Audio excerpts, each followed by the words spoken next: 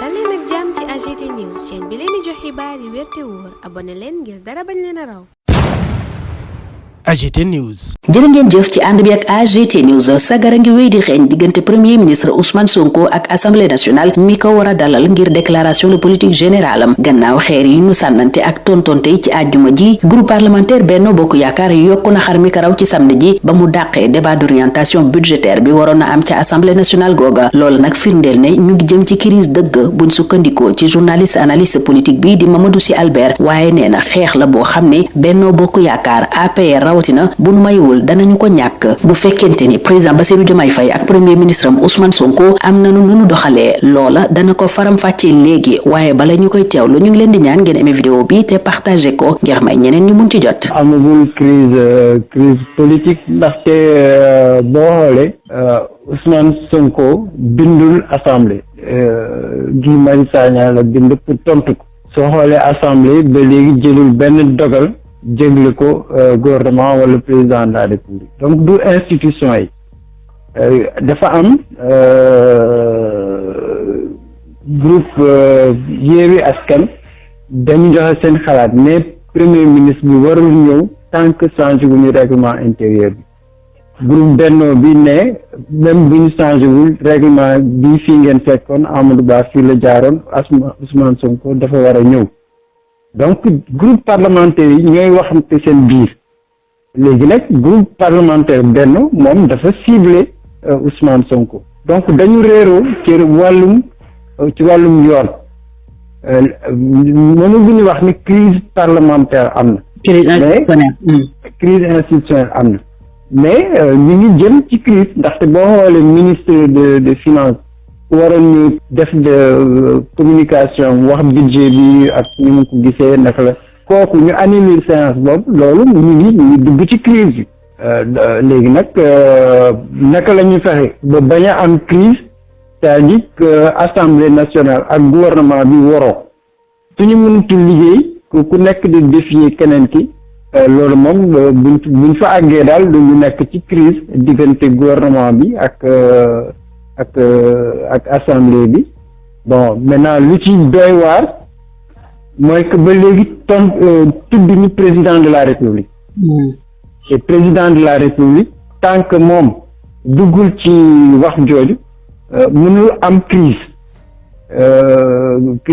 institutionnelle parce que président mooy chef Ousmane Sonko donc de réero moom am na de bañ a déggoo am na ci règlement intérieur bi ci constitution bi suñu demee nag ba Ousmane Sonko def li mu nar a def Ousmane Sonko bu jëlee kàddu def conférence ci benn assemblée populaire loolu moom dina firnde que ñu ngi dugg nañ ci crise politique. crise boobu doyen buñ ci yeggee lan mooy doon conséquence bi aussi bien ci assemblée que ci pouvoir exécutif bi. mais conséquence bi mooy que président de la république moo war a jël de responsabilité am parce que boo amee réeroo diggante gouvernement ak assemblée mënatuñu liggéey te président bi mën na dissoudre assemblée en septembre dafa war a jël décision convoquer corps électoral loolu moom président am na sañ-sañ convoquer corps électoral ne leen comme nii la demee man damay jox kàddu gi askan bi nañu àtte ci assemblée nationale loolu mën a nekkal président aussi mën na jël beneen dogal ne damay toog ak suma premier ministre ma toog ak président assemblée nationale ñu seet ban solution la ñu mën a am loolu mooy solution apaisée ñaari solution yooyu mu ngi ci loxo président de la république. Bassirou Diomaye Faye mais dégg nañu député benn ñu ne dañuy def motion de censure mais également dañuy def réforme pour que président du mun a dissoudre assemblée nationale bi loolu tam ça vient compliquer les choses.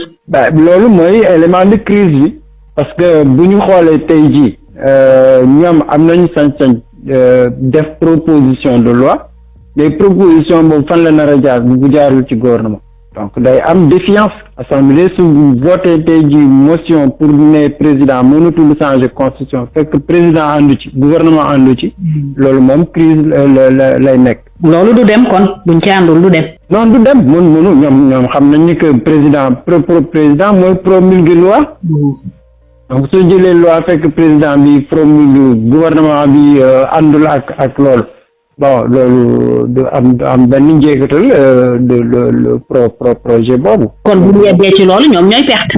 mais ñoom ñooy perte Benno moo ak assemblée tey ji ñoo waroon xeex pour am compromis Ousmane Sonko lu mu leen laaj dafa yomb lool am na ñeneen sax ay experts lañu wala ay parlementaires waxoon nañu lu yàgg assemblée dafa waroon jël ci règlement intérieur bi intégrer disposition loolu mën nañ ko def ci benn session spéciale wala session parlementaire ñu corriger règlement intérieur coow du am. Ousmane Sonko dina ñëw assemblée dina ko recevoir même motion de censure bi c'est à la demande du premier ministre. Je pense que loolu aussi suñu def règle woon en tout cas règlement intérieur bi Ousmane Sonko day ñëw ñoom ñu wax lu ñu xalaat ci déclaration politique bi. Est-ce que dinañ ko jox confiance wala duñ ko jox confiance. mais loolu débat contradictoire la.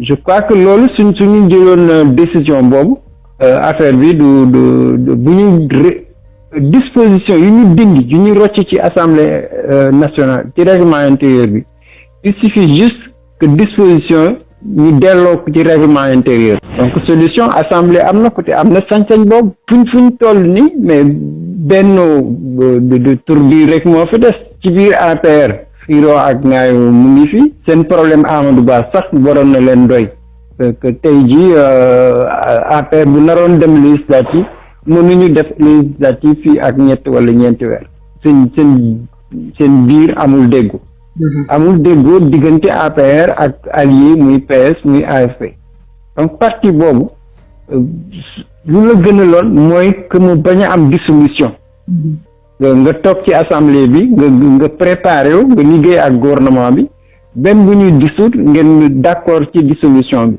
mais léegi radicaux APR yi ñi nga xam ne ñoom lu leen tax a jóg mooy xeex Ousmane Sonko ñoom ñoo nar a yàqal APR yàqal Benno et je crois que soo moytul Benno mooy parce que pour waa Yewwi du perte dara. Yewwi lu leen gën a arrangé sax mooy dissolution bi. waaye pour ñu am majorité. Loolu APR ak Benno ñoo waroon am xel que kii moo la gën a jekk waaye moom lu muy seet mooy dissolution duma ko dimbali ci dissolution. leer na ni kon li coow li bari président Bassirou Diomaye Faye ak premier ministre am Ousmane Sonko ñoo woy di doon maître du jeu maanaam ñoo yor cëggal guy gi doonte wax ji bari na lool ci déclaration de politique générale bi wax jooja ña ko gën a yenn di opposition parlementaire bi nga xam ne bu mayuwul ca cëppaandawal jiile coow ay dunq yu bare dana ko ca ñàkk. Merci de votre fidélité à AGT News. Le fossé se creuse entre le premier ministre Ousmane Sonko et l'Assemblée nationale qui devrait le recevoir pour les besoins de la traditionnelle déclaration de politique générale. Après les pics et répliques de ce vendredi, le groupe parlementaire Benno Bokk Yakaar en a rajouté une couche ce samedi avec l'annulation du débat d'orientation budgétaire, ce qui constitue le début d'une véritable crise aux yeux du journaliste et analyste politique Mamadou Sy Albert, mais une bataille politique que Benno, particulièrement l'APR, risque de perdre selon lui si le président Bassirou Diomaye Faye et le premier ministre Ousmane Sonko adoptent certaines postures que notre consultant listera tout de suite. Avant de l'écouter, nous vous prions d'aimer et de partager cette vidéo. Pour la déclaration du Premier ministre, il y a une incompréhension au sujet du règlement intérieur de l'Assemblée nationale. Les députés de Yewwi demandent à ce que ce règlement intérieur soit adapté, c'est-à-dire que toutes les dispositions qui prévoyaient le passage du Premier ministre soient ramenées, soient reprises dans le règlement intérieur. D'un autre côté, le groupe de Benno estime qu'il n'est même pas nécessaire de retoucher à ce règlement intérieur. Le Premier ministre est tenu par l'article 55, il doit venir faire sa déclaration. Donc on a un conflit d'interprétation aussi bien du règlement intérieur que l'article 55. Mais maintenant, les deux groupes parlementaires ne parlent pas le même langage. Et l'Assemblée, jusqu'à présent, n'a pas pris de décision pour traiter cette question en tant qu'institution parlementaire. Ce qui fait qu'on a une guerre entre Benno et le Premier ministre. Et en plus, maintenant, comme vous l'avez dit, la menace de proposer un projet de loi qui puisse empêcher le président de la République de dissoudre, ça ne fait qu'envenimer la tension. Et je crois qu'on est dans une situation assez confuse qui peut maintenant déboucher sur une crise si jamais le groupe parlementaire Benno soumet un projet qui va réviser la Constitution alors que le président de la République n'est pas d'accord sur ce projet de loi ne sera jamais promulgué. Le gouvernement ne va jamais l'exécuter. Donc on est dans un cercle vicieux. Je crois que le président de la République devrait peut-être convoquer le Premier ministre, le président de l'Assemblée, pour voir quelle est la solution la meilleure pour le règlement intérieur. Ça, c'est une solution. Mais l'autre solution, si jamais il n'y a pas d'accord, qu'il y a incompréhension, qu'il y a défiance, le président a l'arme de convoquer le corps électoral pour trancher la question de l'Assemblée. Et les députés qui comptent faire des réformes, des modifications en tout cas pour empêcher le président de dissoudre l'Assemblée, ils n'auront pas gain de cause. Mais ils ne peuvent pas. Même ils ont la majorité relative. Ils peuvent voter une loi qui va dans ce sens. Mais cette loi n'aura aucune application. C'est le président de la République qui promulgue les lois.